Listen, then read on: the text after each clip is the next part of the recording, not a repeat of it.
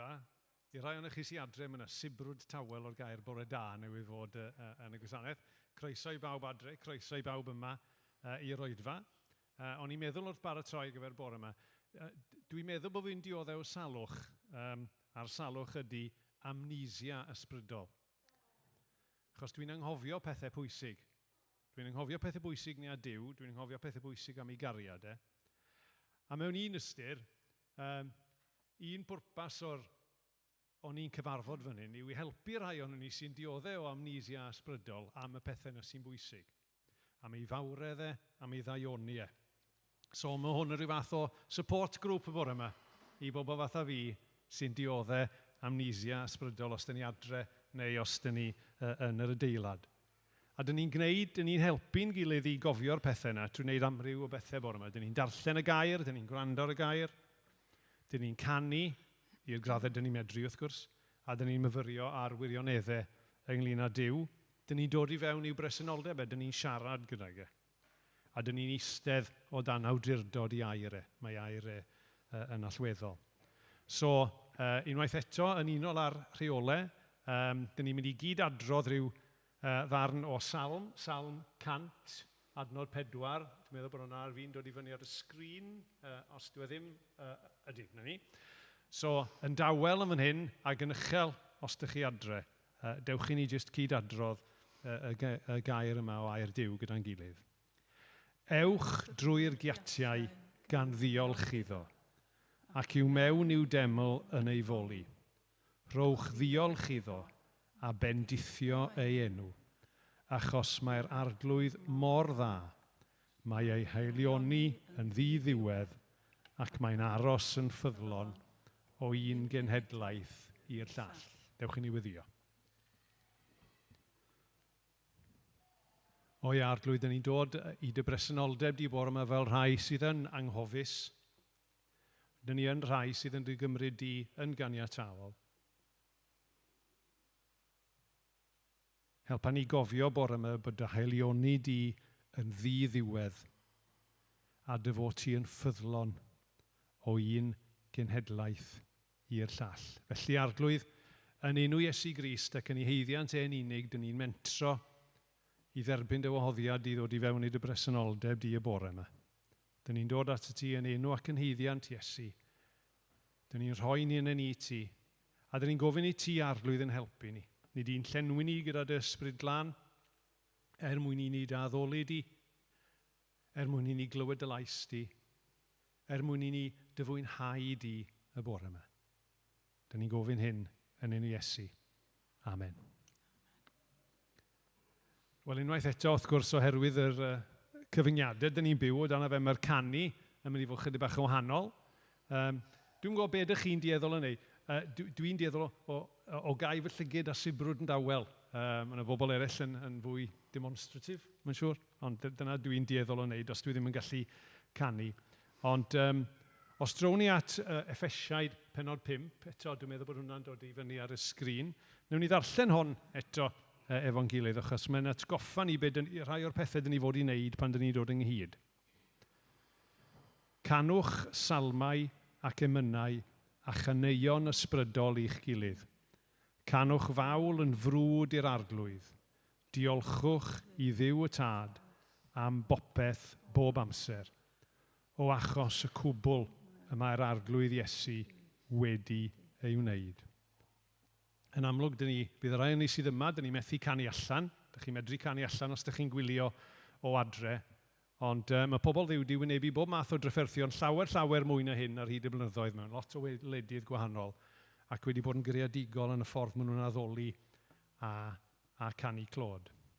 So just un darn arall i ni gael atgoffa'n hunain o'r salmau cyn i ni droi at Dduw. Eto, newn ni ddeud hyn eto yn uchel neu'n dawel, lle bynnag gyda'n gilydd, Salm 96, adnodau 1 i 3. Canwch gan newydd i'r arglwydd, y ddeiar gyfan. Canwch i'r arglwydd,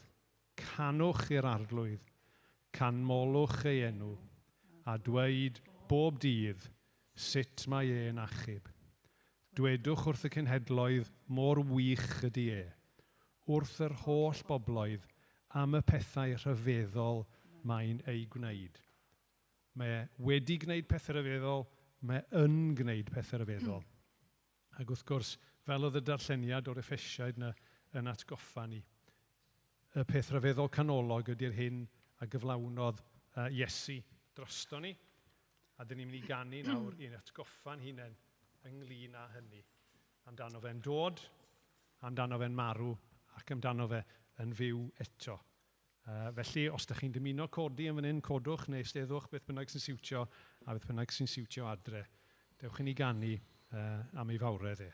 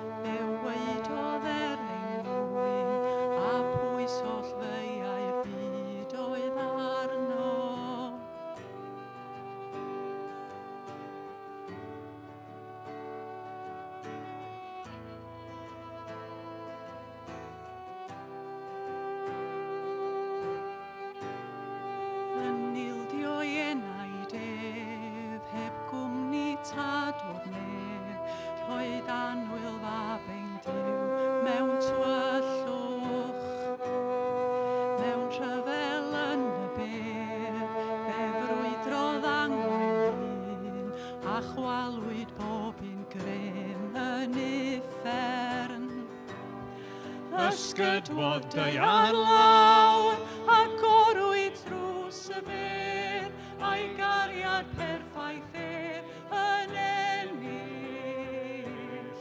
Marwolaeth wedi mynd, dan law y brenin byw, grimangau wedi colli'r dydd, am bydd mae'n ddyrch a fedig nawr,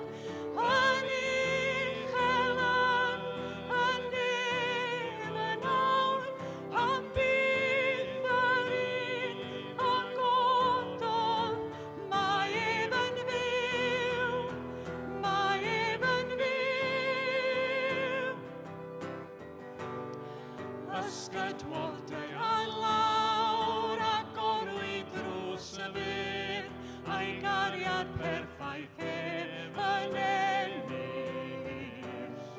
Marwolaeth wedi mynd, dan law y brenin byw, grimangau wedi colli'r dydd, am bydd mae'n ddyrch a fedig nawr, yn uchel yn nef yn nawr, am bydd yr un a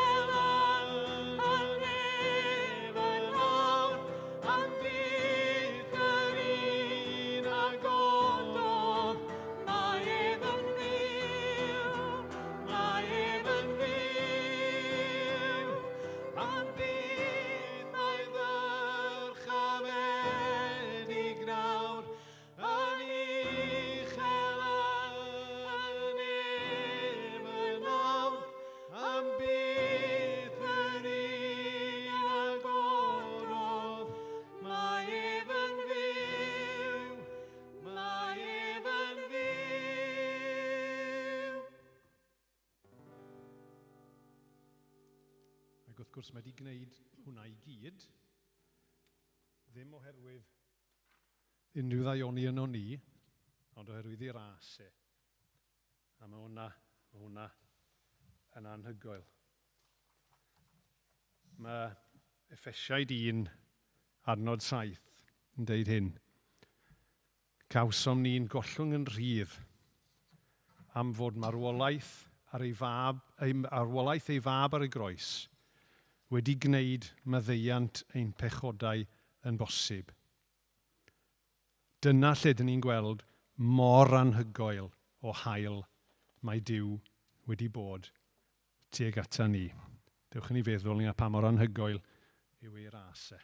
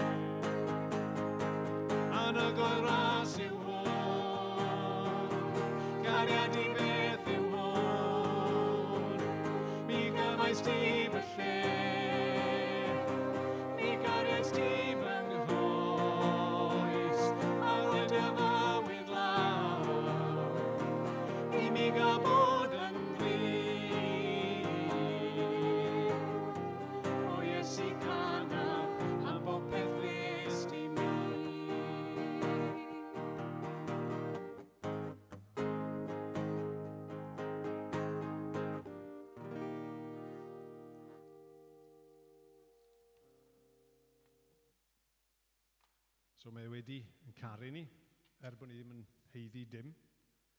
A mae'n gwybod popeth amdano ni. Mae'r gan nesaf mae'n syliedig ar Salm 139, sydd yn salm arbennig iawn sy'n sôn am y ffordd mae Duw yn gwybod popeth amdano ni, ond yn caru ni hynny. A mae'r citgan, neu un darn o'r citgan, yn deud y geiriau hyn, fe ffurfiaist fi yng nghroth fy mam. Ti'n gweld fy ffram, fy ngwe a'm cnawd, o yn rhyfedd ymgnaid. Mae'n ormod ni fedraf ddweud, rwy ti'n fy ngweld yn llwyr a angharu I o rhyfeddol ras.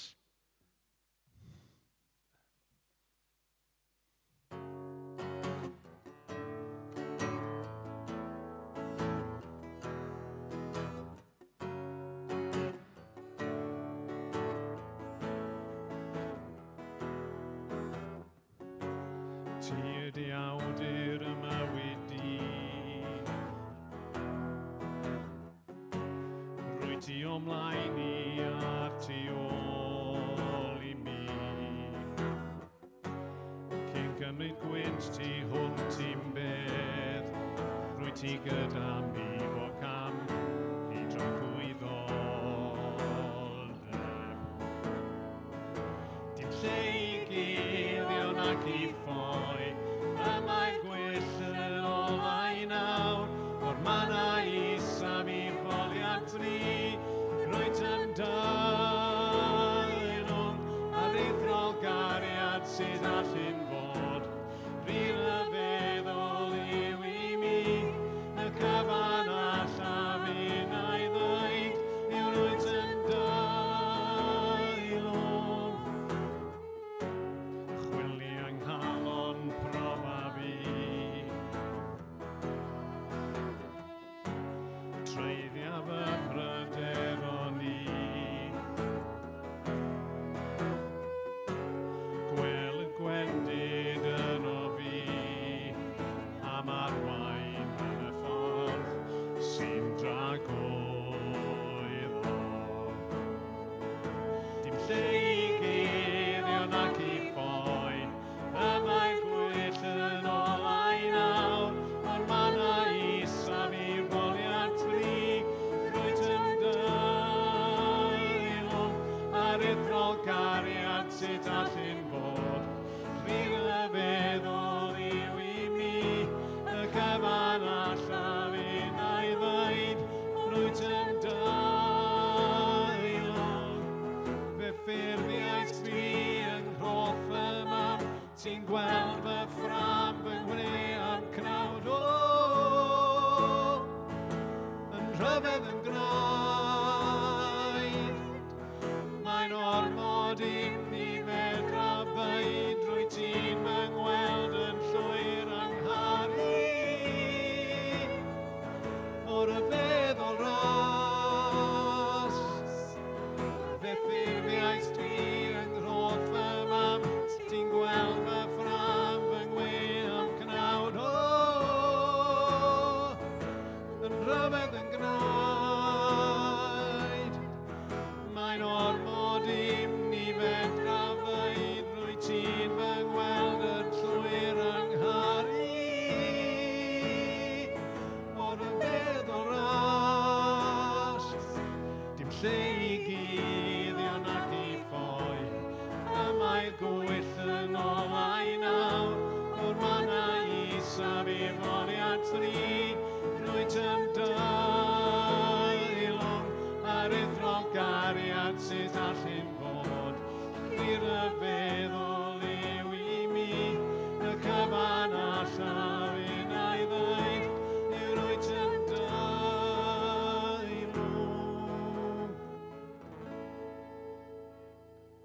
Dewch i ni eistedd a tawelu am munud. O Dduw ein tad, ti'n gwybod pob dim yn danon ni bore yma. Os dyn ni yma yn yr adeilad, os ydyn ni adre yn gwylio, wyt ti'n gweld popeth.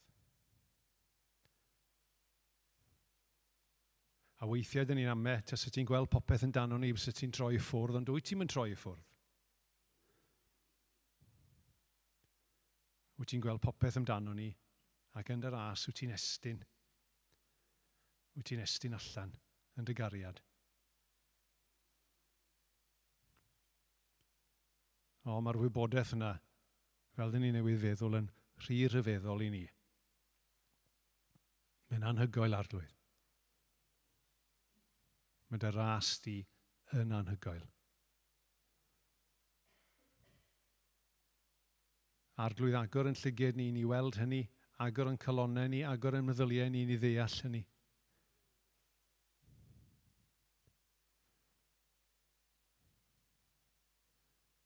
O diolch i ti am pwy wyt ti, am y ffordd rwy ti'n delio â ni. Am waith dy fab yn marw drosto ni, yn dod i'r byd yma, i fyw yn ymplith ni. Yn marw yn ein lle ni ac yn atgyfodi, i deyrnasu.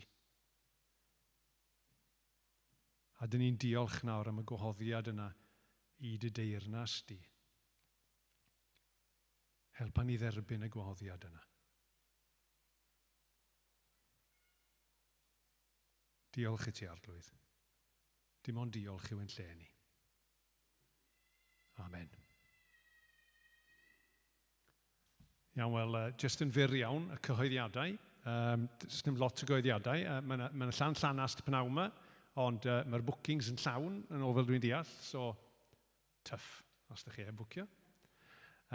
Sori, yna chydig bach yn harsh. Chydig bach yn harsh, sori, dwi'n ymddiheirio. Am fydd y gyfleoedd eraill dros yr wythnosau i ddod. Fydd mae'r manylion am yr casgliad, os ydych chi'n dymuno rhoi, fel mae Rhys yn pwysleisio bob tro, dyn ni'n ar ôl arian neb, ond os ydych chi eisiau rhoi, dyma un ffordd ydych chi'n medru rhoi, mae'n y ffyrdd eraill hefyd, trafodwch efo ni ar ôl yr oedfa neu ar y we, os ydych chi eisiau gwybod ynglyn â hynny. So fy'n oedfa Sul nesaf eto yn fyw yn cael ei darlledu o'r capel. A unwaith eto, plis cofrestrwch ymlaen llaw trwy gysylltu â ni os ydych chi'n unigol cynllunio y llefydd eistedd ac yn y blaen. Mae wedi bod yn dda iawn hyd yma, dyn ni'n goffod troi neb yn ôl, so mae wedi bod yn braf, a mae'n braf o pobl sydd yn gallu ymuno adre yn dal i allu gwneud hynny. Wedyn, jyst un rhagrybydd, rhagfyr y 30 wedyn ni fydd yna drefniadau arbennig ar gyfer y Nadolig, a dwi'n meddwl bod ni am wylio ffilm fer ynglyn â hynny nawr cyn i Rhys ddod i agor y gair ato ni. Un o uchafbwyntiau arferol ein calendar ni fel eglwys yw gweld y capel yn llawn ar gyfer yn gwasanaeth Nadolig i'r teulu a'n gwasanaeth carolau blynyddol. Ond eleni, gyda chyfyngiadau ar y niferoedd sy'n gallu dod i'r capel, mae rhaid ni feddwl yn creadigol, a mae hwn yn gyfle gwych. Felly'n ffocws ni eleni wrth ddathlu'r Nadolig, bydd digwyddiad awyr agored o'r enw Profiad y Nadolig ar yr 13 o Ragfyr, ac hefyd gwasanaeth carolau ar-lein ar yr 20 o Ragfyr. Nawr, oherwydd rheolau Covid, bydd yna gyfyngiad niferoedd o 30 oedolyn, hyd yn oed bod hwn yn yr awyr agored. Felly mae'n bwysig eich bod chi'n cofrestru ymlaen llaw yn lle eich bod chi'n cael eich siomi. Mae yna groeso i chi wahodd teulu a ffrindiau, jyst fel y byddwch chi wedi gwahodd teulu a ffrindiau llynedd pan oedd dathliadau'r Nadolig yn y capel. Felly, y 3 digwyddiad sy'n dod fyny yn yr wythnosau nesaf lle mae angen i chi gofrestru ymlaen llaw yw rhain. Dydd Sul y 29 o Tachwedd, i ni'n cynnal llanast yr Adfent. Nawr mae hwnna ar Zoom, ond mae dal angen cofrestru ymlaen llaw er bod ni chi dderbyn pecyn adnoddau trwy'r post cyn hynny. Wedyn, yr ail ddigwyddiad yw bore dydd Sul, yr 13 o Ragfyr, mi fydd yn oedfa bore ni am 10 o'r gloch yn yr awyr agored ar y lleoliad cudd yma i ni'n mynd i ddatgelu nes ymlaen.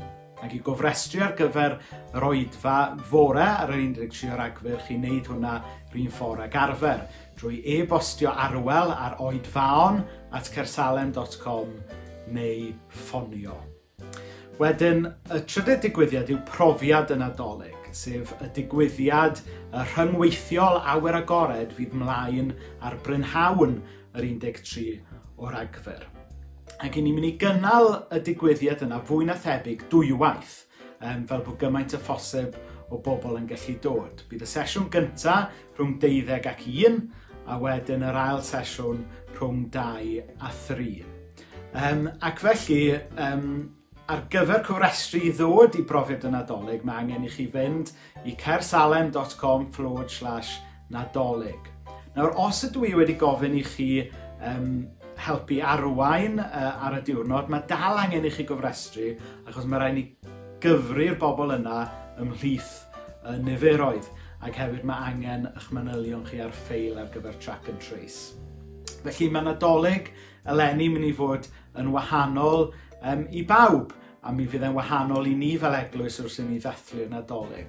Ond dwi'n gobeithio fydd y digwyddiad yma ar yr 13 o Ragfyr yn rhywbeth fydd yn aros yn y cof am flynyddoedd i ddod, a nid jyst yn rhywbeth i'r plant, ond rhywbeth i bawb o bob oed. Felly, cofrestrwch, gadewch i ni wybod i ba ddigwyddiad i chi eisiau dod, a newn ni ryddhau mwy o fanylion wrth bod yr amser yn dod yn agos. Felly, Nadolig llawen? Ydy'n rhy gynnar iddi Nadolig llawen? Wel, mae'r goed yn Nadolig lan gyda ni. Felly, pob bendydd i chi.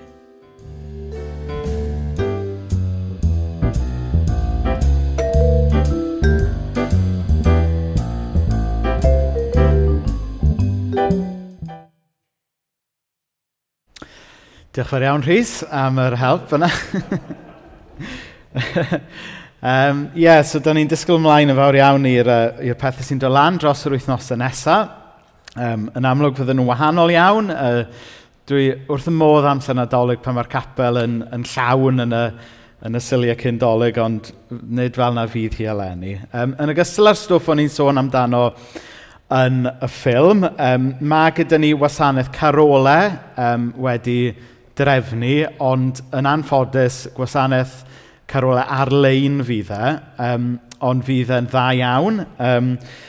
Mae Trey mynd i fod yn arwain yr addoliad. Mae ni'n di cynllunio sesiwn recordio, so gobeithio fydd gyda ni hwnna yn dda iawn. A wedyn fydd y noson yna yn cael ei gyflwyno gan Tristan. Ac o'n i'n jyst nesbonio i Tristan pwy ddwrnod, beth oedd y set-up o'n i'n mynd i gael Trey arwain y band, a bod fi'n mynd i roi neges, a bod fi'n chwilio am rywun i fod fel compare i'r noson. A fi'n gallu neges nôl gan Tristan. Basically, fatha Jules Holland math o vibe ti isio, ie? O'n i fel, ti wedi dallt y brief yn iawn, Tristan. So, fydd hwnna yn... Fydd hwnna'n cael ei ddarlledu yn nos Sul yr ugeinfed o Ragfyr, ond mwy o fanylion am hwnna maes o law. Gawn ni blygu pen mewn gweddi. Wel, o Dduw Dad, da ni jyst yn diolch i ti am y diwrnod newydd yma. Da ni gyd wedi dod mewn i'r capel bore yma, ni'n gwylio adre efo gwahanol bethau ar y meddwl ni, gwahanol bethau yn pwyso ar yn calon ni. Ond bore yma o Dduw Dad, gad i ni droi ata ti. Da ni'n gofyn i dy ysbryd di, jyst wneud rhywbeth newydd i dorri mewn i'n meddwl a'n calon a'n bywyd cyfan ni heddiw o Dduw Dad. A jyst gosod yn llyged ni ar Iesu ar ddechrau wythnos newydd. I ni'n gofyn hyn yn enw Iesu felly. Amen. Wel, da ni wedi bod yn edrych ar Eseia gyda'n gilydd ers chydig wythnosau. Dy o ddim wedi bod yn gyfres be mae pobl yn dweud exegetical. Da ni heb fod yn edrych yn fo'n fanwl o gwbl, ond da ni jyst wedi cymryd rhai adnodau sydd yn helpu ni diwnio mewn gobeithio i be da ni'n disgwyl ymlaen ato yn hymor yr Adfent wrth i ni gofio'r gwirionedd fod Duw wedi dod ato ni. A dyna i ni'n mynd i barhau i wneud eto efo'n gilydd heddiw. Nawr, un o'r profiadau dynol i ni gyd yn ei wynebu ydy pan dyw pethau ddim yn troi allan fel oeddwn ni wedi gobeithio. Ar ochr ysgafn o bethau, fel tad, allai ddweud bod ni weithiau wedi cynllunio rhyw ddiwrnod exciting i'r plant, ond maen nhw a cynlluniau hollol wahanol. Falle bod ni ar rhyw gynlluniau i wneud rhyw bryd o fwyd hyfryd iddyn nhw, ond just chicken nuggets mae Cadog eisiau. Hynny yw, mae be da ni isio weithiau ddim yn troi allan. A weithiau mae hwnna yn anodd i dderbyn yn dydy pan dydy'n cynlluniau ni ddim yn troi allan. Falle bod rhai ohonoch chi wedi bod yn gwylio y Great British Bake Off dros y misoedd diwetha. A wedi eich ysbrydoli gan y rhaglen, mae'n siŵr bod chi wedi mynd i'r gegin, wedi prynu'r blawd, wedi prynu popeth â chi angen, a bod chi, a jyst rhyw syniad yn eich pen, dwi'n gallu gwneud hwnna, dyw hwnna ddim yn edrych mor anodd â hynny, a bod ganddoch chi rhyw syniad yn eich pen o'r gacen ysblennydd yma, neu'r dorth anhygoel yma, dych chi'n mynd i allu i droi allan yn eich cegin.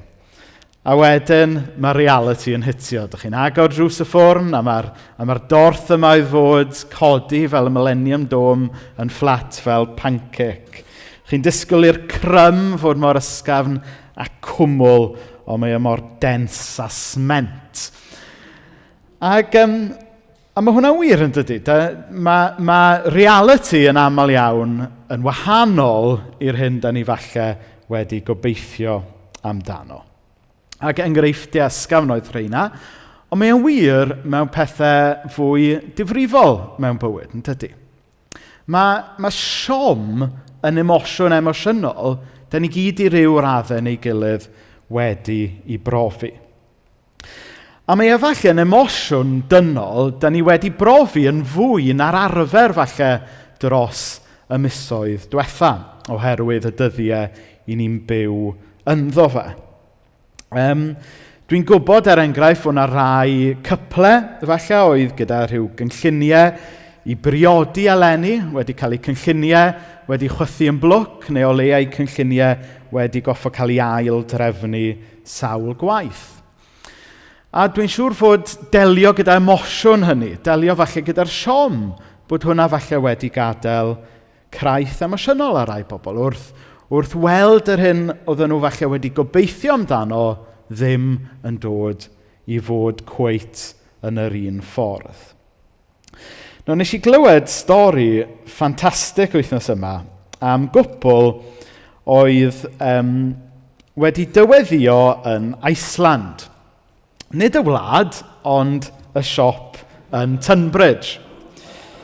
Oedden nhw fod mynd ar ei gwyliau i wlad yr Ia, a'r bwriad oedd dyweddio yn y siop, yn y wlad yna. Ond oherwydd y pandemig, gath ei gwyliau nhw i canslo, ond yn lle pwdi, nath nhw benderfynu mynd lawr i'r siop Iceland lleol a dyweddio fan yna. A mae hwnna'n stori ffantastig yn dydy, ynglŷn â sut mae'n cynlluniau ni weithiau yn cael ei chwalu yn ddarnau, ond mae'r stori yna'n ffantastig, achos mae'n dangos bod dim rhaid i'r pandemig cael y gair ola chwaith, a mae'r cwpl yma dal wedi dyweddio. Ac o'n i'n meddwl oedd y stori yna'n darlunio'n ffantastig, beth yw ei fyw yn yr amser yma, pan mae yn cynlluniau yn gobeithio ni, falle'n cael ei chwalu, ond wedyn mae'r stori'n gosod yr her yn dydy, does dim rhaid i hwnna gael y gair ola. Mae modd i ni yn arbennig pobl ffydd i dal cael persbectif mwy trwy falle yn siomedigaethau. Nawr, y rheswm dwi'n dechrau'r neges bore yma drwy sôn falle ynglŷn â sut mae wynebu reality anodd. Yw oherwydd dyma oedd y math o amseroedd oedd pobl yn amser y proffwyd Eseia yn byw trwyddo fe.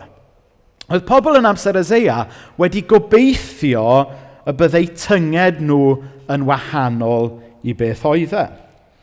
Oedden nhw wedi gobeithio y byddai Duw yn edrych ac yn actio'n wahanol i sut oedd e. Oedden nhw wedi gobeithio y byddai Duw nhw yn debycach i dduwiau y cenhedloedd eraill. Ac felly o'n nhw yn gorfod dysgu byw yn y lle yma o siom. Oedden nhw'n gorfod dysgu byw yn y cyfnod yma pan oedd i Duw nhw ddim cweit fel oedden nhw wedi gobeithio amdano fe. Oedden nhw'n bobl oedd wedi ofni, oedden nhw'n bobl oedd wedi cael eu clwyfo. A dyna pan bod e mor bwerus fod Duw yn dweud drwy'r proffwyd yn Eseia 41:10, paid bod ag ofn, achos dwi gyda ti. Paid dychryn, fi ydy dy Dduw di. Nawr, yng nghanol byd a cyfnod lle mae sawl un ohono ni falle yn reslo gyda rhyw siom, yn reslo gyda bod yn cynlluniau ni heb cweit landio fel oedden ni yn ei ddisgwyl, lle da ni'n ffeindio'n hunain falle wedi siomi gyda Duw. Mae'r Duw hwnnw'n dweud wrthyn ni, paid bod ag ofn, achos dwi gyda ti. Paid dychryn, fi ydy dy Dduw di. Nawr, un o ganeuon Billy Ocean, oedd yna linell yn mynd, when the going gets tough, the tough get going. Pobl o certain age yn nodio fyna, pawb arall yn edrych yn blanc. Ac oedd y llyfr dwi wedi bod yn defnyddio wrth baratoi y gyfres yma ar Eseia, yn paraffreisio geiriau Billy Ocean, ac yn dweud, mae y neges o'r Beibl yw, nid when the going gets tough, the tough gets going, ond when the going gets tough, the tough write poetry. a da ni'n gweld hwnna yn y Beibl. Dyna ydy y salmau. Dyna mae'r proffwydi'n wneud. Pan da ni ddim cweit yn gallu ffeindio'r geiriau falle cognitively i esbonio'r emosiynau da ni'n mynd trwyddo fe, mae barddoniaeth a can weithiau'n helpu ni gael allan o'r system mewn ffordd ydy rhesymu falle ddim wastad yn wneud. A dyna pan bod cerddoriaeth a barddoniaeth yn aml yn gallu torri trwyddo mewn i'n calon ni mewn ffordd dydy math arall o gyfathrebu ddim yn gwneud. Ond dyna ni'n gweld Eseia, proffwydi eraill ac yn arbennig llyfrau fel y salmau yn y Beibl yn wneud.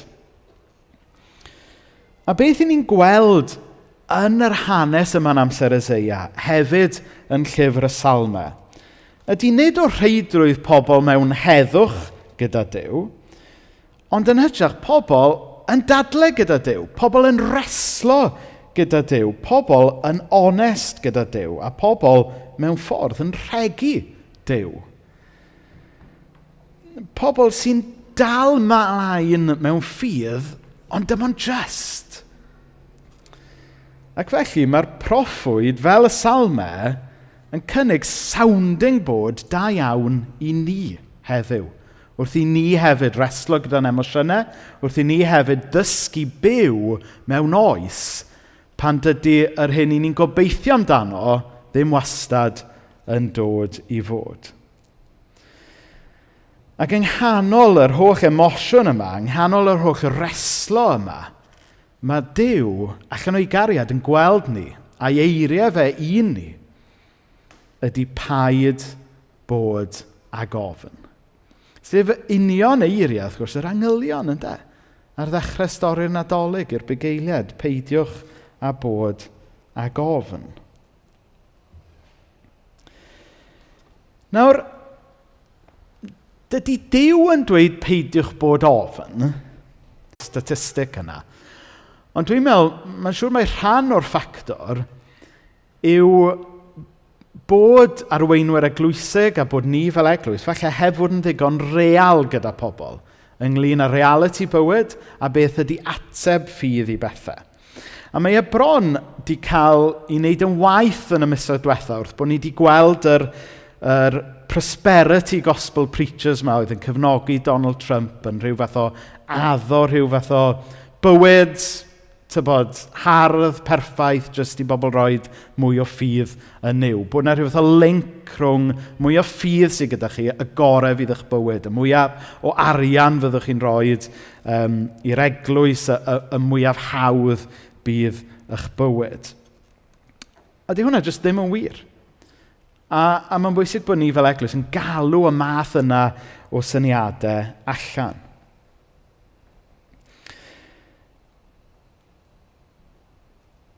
y reality yw, a mae'r Beibl yn helpu ni weld y reality yma, yn bod ni yn gobeithio ac yn disgwyl mlaen i amser pam na fydd poen, a bydd Iesu yn sychu bob deigryn, ond yn y cyfamser, da ni dal yn byw mewn byd toredig. Da ni dal yn byw mewn byd lle mae relationships rhwng yn gilydd yn torri.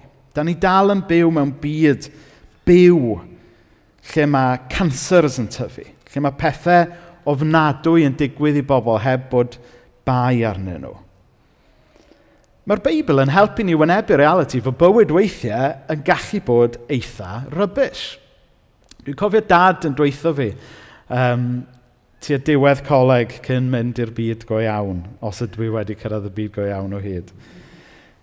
A cofio dad yn dweutho fi, esgusodwch fi yn arbennig i'r plant yma, life's a bitch. Ac un o wersi pwysica bywyd ydy wynebu hynny. Mae dod i'r realisation yna yn helpu ni wneud synwyr o'r byd. Helpu ni weld fod yna rhywbeth wedi mynd yn anghywir yn y byd yma. Fod rhywbeth wedi taro'r byd yma oddi ar i echel. Ond yng nghanol hyn i gyd, mae Duw yn dweutho ni paid a bod ofn. Is he having a joke? Be sy'n mynd ymlaen fan hyn? Os ydy Duw yn gofalu ar ôl ni, sut yn union mae e'n gwarchod ni tra bod y byd dal yn syrthio i ddarnau yn cwmpas ni? Beth yw'r pwynt i ni droi at Dduw os yw e ddim yn gallu gwarchod ni rhag y pethau anodd yma? Ond y gwir amdani, da ni wedi camddeall sut mae Duw yn gweithio yn y byd toredig yma. A ddysio draws y dyfyniad arbennig yma gan Richard Rohr wrthos hyn. Faith isn't for overcoming obstacles, it's for experiencing them all the way through. A dyna i ni'n gweld yn Eseia. Mi oedd Eseia yn realist. Ac yn yr oes yma lle mae llawer o Gristnogaeth gyfoes, gan gynnwys Cristnogaeth sydd dan y label Efengylaidd, wedi mynd just yn rhywbeth o self-help, feel-good, pop psychology. Mae'n bwysig bod ni fel Cristnogion yn real efo'n hunain, efo pobl.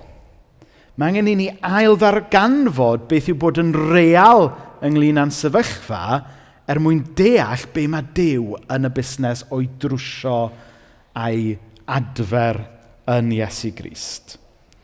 Mae angen i ni yng nghanol yn profiadau anodd ail ddarganfod beth yw Christian contentment. Dim contentment, Christian contentment. Nawr, pan o'n i yn tyfu fyny, oedd na ddyn yn byw rownd y gornel i ni. Oedd e'n Scotin, Mr MacDougall. A bob tro oeddech chi'n gofyn i Mr MacDougall sut oedd e, yr ateb oeddech chi'n cael, I'm average. Just average. Nawr, ar rywydd, allwch chi weld oedd yn ddyn negyddol iawn. Ond y gwir amdani, oedd e jyst yn ddyn real iawn. Achos dyna sut mae bywyd rhan fwy o'r amser. Da ni'n gofyn i'n glyd sut wyt ti, a da ni wastad yn dweud, o iawn, diolch. Ond y gwir amdani, rhan fwy o'r ddwrnodau, just average ydyn ni, ynddo. A mae'r Beibl yn dysgu ni beth yw bod yn bobl ffydd, ddim just pan mae bywyd yn dda, ond pan mae bywyd just yn average. A dyna mae Eseia yn helpu pobl Dduw i wneud yn y foment yma, pan mae pethau just yn average. Mae e'n helpu nhw weld y persbectif mwy, fod Duw y cosmos yn y busnes yn y diwedd o dynnu popeth nôl yn iawn.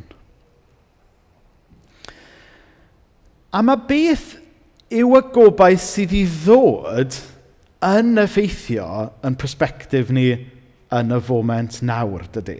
Hyd yn oed os ydy'r foment nawr yn foment anodd. Un o'r illustrations mae Tim Keller, gweinidog America'n defnyddio'n aml, yw stori, dwi'n yn siŵr os ydy'n stori wir, neu jyst yn stori ddychmygol ynglyn â dau ddyn sy'n cael ei dal a'i cludo i ffwrdd i'r gwlag yn Siberia. A just cyn cael ei roed ar y tren, mae yna un dyn yn clywed y newyddion tragic fod ei wraig a'i blant a'i deulu fe i gyd wedi marw.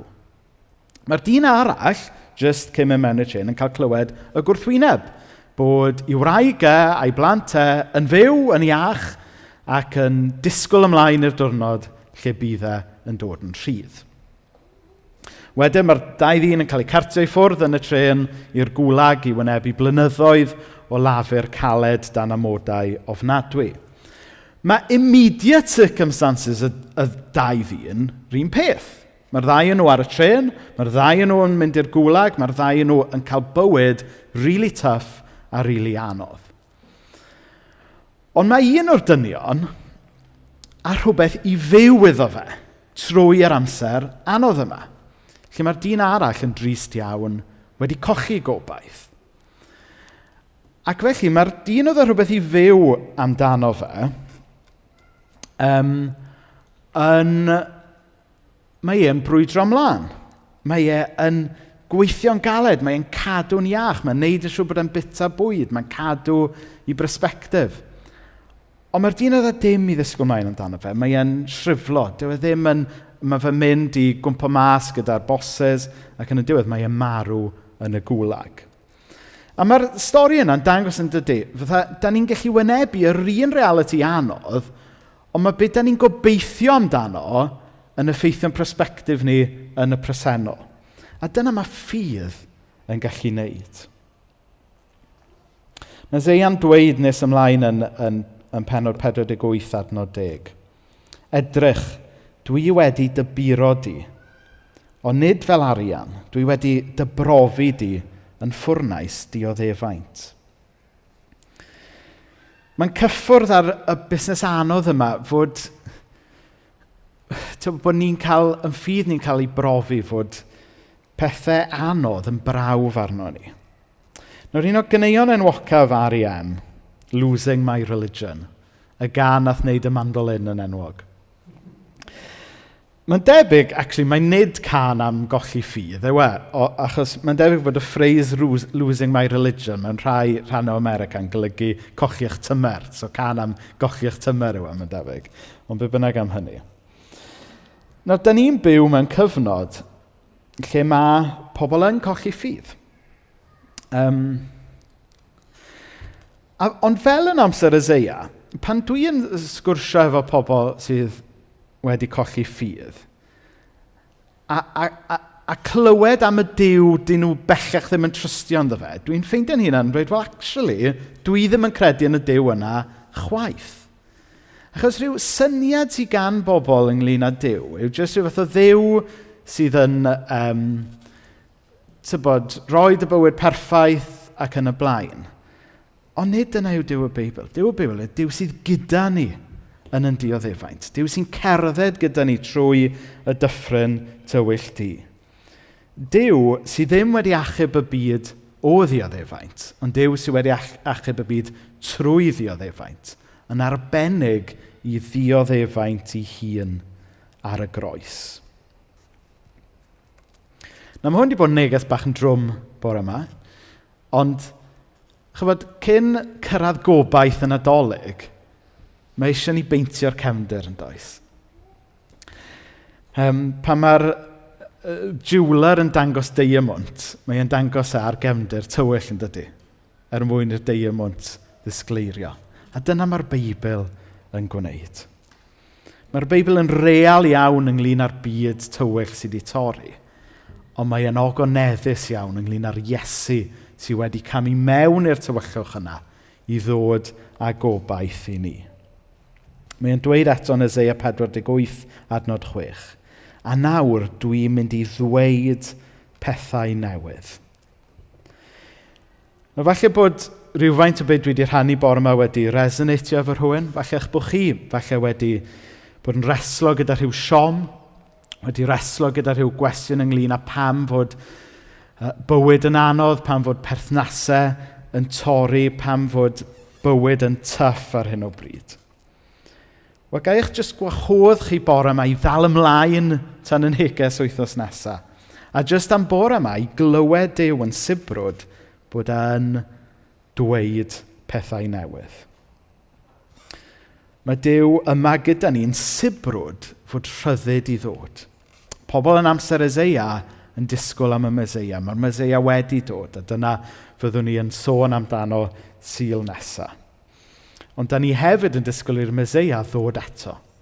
Ac ar y dydd yna, y bydd pob deigryn yn cael ei sychu, bydd dim poen a bydd dim marwolaeth bellach. Mae poen y marwolaeth dal o'n cwmpas ni nawr, ond mae cael y persbectif tragwyddol yn helpu ni fel pobl o ffydd i fyw yn ffyddlon ac yn content yn y foment yma. Mwyn i enw. Amen. Nawr, da ni am orffen bore yma drwy ganu y gan nesaf sydd ar ffilm, recording brand new, hot off the press gan Gareth a Cadi. Mae'r canu yn ffantastig, ond ga i'ch jyst eich gwahodd chi i fyfyrio'r geiriau hefyd, sydd jyst yn helpu ni gofio am y Duw yma sydd gyda ni weithiau yng nghanol yn ofn a'r byd toredig yma da ni'n ffeindio'n hunain. Ac yn gwahodd ni jyst i ffeindio ffydd yn y Duw yma yng nghanol yn ofn a'n byd toredig. Diolch, Sean.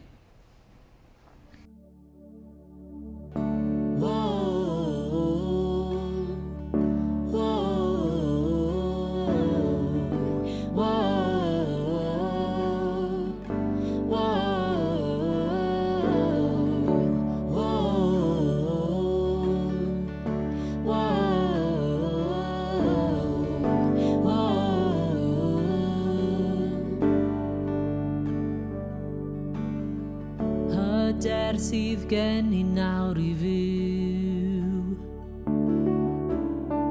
Daw o ffyddlondeb pur fy niw, mewn stormau tawel fan, da ddewid ar y lan. Ymddiried wyf yn rym dy air, i'r deyrnas cydia fi yn dair. Ti hwnt i'r anial ffordd, ti hwnt i'r enfawr don. Pan gerddaf drwy'r holl ddyfroedd, beth all fy mhrechu nawr? Pan na fi drwy'r afonydd, beth all fy nhynnu lawr? Fy niw y gwneith y ffordd, does gen i ddim o.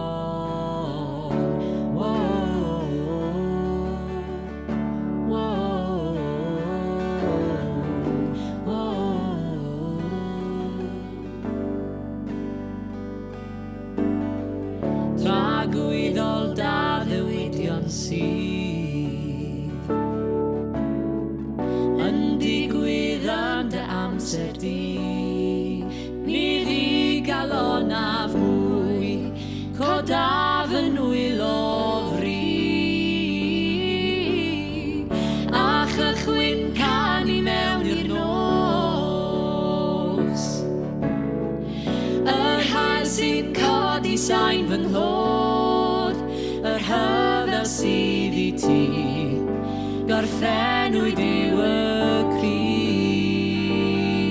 Pan gerddaf drwy'r holl ddyfroedd, beth all fy nhrechu nawr? Pan a fi drwy'r afonydd, beth all fy nhynnu lawr? Fy niw y gwneith y ffordd, does gen i ddim ofn, wrth gerdded drwy y fflamau, ni losgaf yn y tân.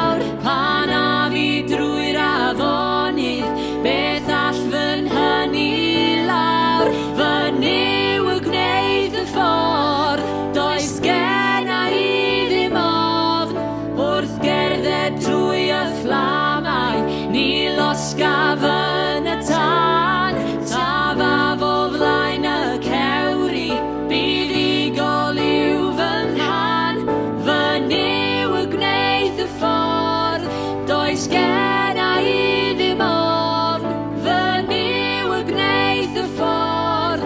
Does genna I ddim ofn, does genna I ddim ofn. Does genna I ddim ofn.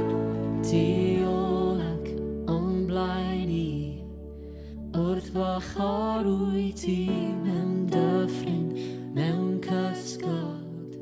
Rwy ti'n fy nghanfod, does genna I ddim ofn. Does genna I ddim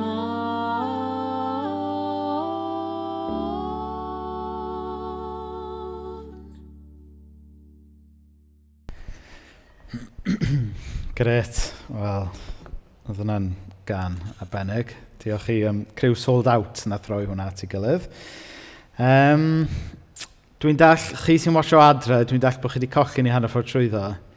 Gobeithio oedd neb wedi fflagio fo fel inappropriate content a fod ni wedi cael yn taflu off Facebook. Ond